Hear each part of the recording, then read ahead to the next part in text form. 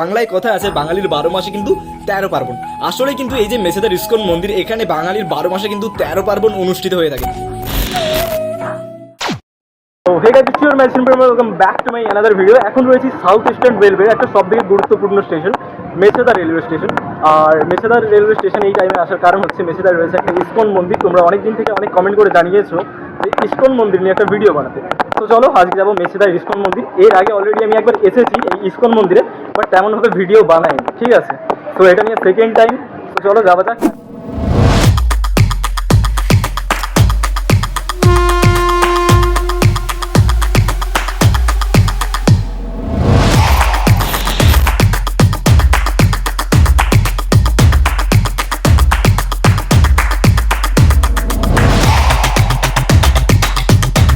আর বাইকে তোমরা যদি এই মন্দিরে আসতে চাও বাই ট্রেনের মাধ্যমে, তো তোমরা হাওড়া থেকে খড়গপুরগামী অথবা পাঁশকুড়া অথবা মেদিনীপুরগামী যে কোনো লোকাল ট্রেন ধরে নেবে।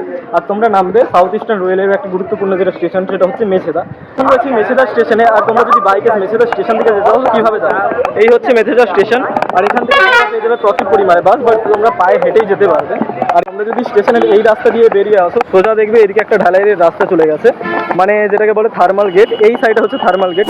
1 মিনিট মতো হাঁটার পরেই আমরা এসেছি ওইদিকে স্টেশন। তো ওখান থেকে প্রায় 1 মিনিট হাঁটার পরে তোমরা এখানে দেখতে পেয়ে যাবে একটা কাপড়ের দোকান, যেটার নাম হচ্ছে রাজশ্রী বস্ত্রালয়। ওর ঠিক এই যে সোজা যে গলিটা দেখতে পাচ্ছ, ওই রাস্তা দিয়ে সোজা, ওই রাস্তা দিয়ে সোজা 1 মিনিট মতো হাঁটলেই তোমরা পেয়ে যাবে মেছেদা ইস্কন মন্দির। আর ইস্কন মন্দিরের সামনে একটা গাছ দেখো, গাছটা সুন্দর, মানে হলুদ রঙের ফুল। আর এখানে সারস আর বকের পুরো বাসা হয়ে আছে এই গাছে, পুরো ভরা। এখন এসে পৌঁছে গেছি ইস্কন মন্দিরে। এই যে ব্যাক সাইডে তোমরা যে ভিউটা দেখতে পাচ্ছ, ইটস ইস্কন মন্দির মেছেদার মধ্যে, যেটা অ্যাকচুয়ালি এটা হচ্ছে জগন্নাথ দেবের মন্দির। এর আগে আমি এসেছিলাম একবার, বাট ভিডিও বানাইনি। এখানে তোমরা হয়তো এখন আমার ফটো পোস্ট দেখতে পেয়েছো। মন্দির থেকে ঢুকেই সামনে তোমরা একটা গাছ দেখতে পাবে, যে গাছের নিচে বিরাজ করছে আমাদের মহাদেব। আর যে কোনো মন্দিরে ঢুকতে গেলে তোমরা স্বাভাবিকভাবেই জানো যে জুতো খুলে ঢুকতে হয়, এখানে জুতো খোলার ব্যবস্থা রয়েছে নর্মালিভাবে। আর মন্দিরে ঢুকলেই তোমরা সামনে দেখতে পেয়ে যাবে একটা আয়না। আর আমাদের আয়না দেখলেই শুরু হয়ে যায় এই যে ছেলেদের যে সব জায়গায় একদম চলে, মানে আয়না দেখতে পেলেই চুল সেটের পর্ব। আর এখানে মন্দিরের কিছু নাম লেখা রয়েছে, মনে হয়তো মন্দিরে যারা তৈরি করতে সাহায্য করেছে বা মন্দির নির্মাণের যারা সদস্য রয়েছে, এখানে কিছু নাম রয়েছে। আর এই হচ্ছে বিকেলের টাইম, যার কারণে এই টাইমে যে লোকজন রয়েছে খুবই অল্প পরিমাণে লোকজন রয়েছে, বাট সন্ধ্যা হলে এখানে কিন্তু লোক প্রচণ্ড পরিমাণে আসে। আর মন্দিরে গেলে স্বাভাবিকভাবেই আমাদেরকে হাত পা ধুয়ে যেতে হয়, বাট এখানে যে ট্যাপটা রয়েছে এই ট্যাপটা কিন্তু স্বাভাবিকভাবে কেউ খুঁজে পাবে না, বিকজ অফ রিজন এইটা হচ্ছে মন্দিরের একদম পেছনের অংশে। তো তোমরা যখন মন্দিরে আসবে, মন্দিরে যখন এন্ট্রি করবে একদম সোজা আসবে। সোজা আসার পরেই কিন্তু এইদিকে তোমরা দেখতে যাবে এখানে কল আছে, এখান থেকে তোমরা হাত মুখ ধুতে পারবে। একটু অ্যাডজাস্ট করে নেবে, বিকজ অফ রিজন এখনো মন্দিরের মধ্যে যে লাইট রয়েছে সেই লাইটগুলো এখনো পর্যন্ত জ্বালানো হয়নি, যার জন্য হয়তো কোয়ালিটিটা একটু অন্ধকার আসতে পারে। এই হচ্ছে মন্দিরের ইন্টেরিয়র অংশ, তোমরা জাস্ট দেখো ভেতরটা।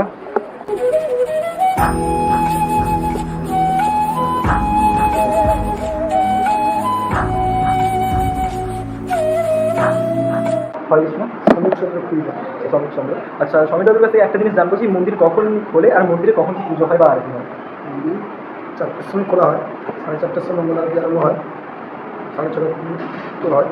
আর মন্দিরে যদি দূর থেকে কোনো ভক্ত বা দর্শনার্থী আসে, তাদের জন্য কি এখানে থাকার কোনো ব্যবস্থা আছে? ব্যবস্থা আছে, খাওয়ার ব্যবস্থা আছে। তো আপনারা যদি কেউ দূর থেকে এসে থাকেন এই মন্দিরে, যদি এখানে থাকতে চান, তো এখানে আপনারা থাকতেও পারেন। আর ভোগের জন্য এখানে ব্যবস্থা রয়েছে কুপন সিস্টেম, তো আপনার কুপন সিস্টেমের মাধ্যমে এখানে কিন্তু ভোগও গ্রহণ করতে পারেন। ভিডিওটা এতদূর পর্যন্ত দেখার জন্য সত্যি তোমাদেরকে মন থেকে থ্যাংক ইউ সো মাচ। আমি জানি ভিডিওর কোয়ালিটি আর সাউন্ড কোয়ালিটি অনেক বাজে এসছে আমার কিছু ফোনের ইস্যুর জন্য। সে যাই হোক, ভিডিওর মধ্যে অনেক ক্লিপ আমি অ্যাডও করতে পারিনি। তো একটা বাংলায় কথা আছে, বাঙালির 12 মাসে কিন্তু 13 পার্বণ। আসলে কিন্তু এই যে মেছেদার ইস্কন মন্দির, এখানে বাঙালির 12 মাসে কিন্তু 13 পার্বণ অনুষ্ঠিত হয়ে থাকে। সামনেই আসছে জগন্নাথ দেবের রথযাত্রা। এই রথযাত্রার সময় কিন্তু এই মেছেদার যে ইস্কন মন্দির অনেক বড় করে কিন্তু এখানে রথযাত্রা অনুষ্ঠিত হয়ে থাকে। সো যারা যারা মেছেদা থেকে ভিডিওটা দেখছো অবশ্যই কমেন্ট করে জানিও আর কি। আর থ্যাংক ইউ সো মাচ আরেকবার ভিডিওটা এতদূর পর্যন্ত দেখার জন্য। ততক্ষণের জন্য লাভ ইউ অল।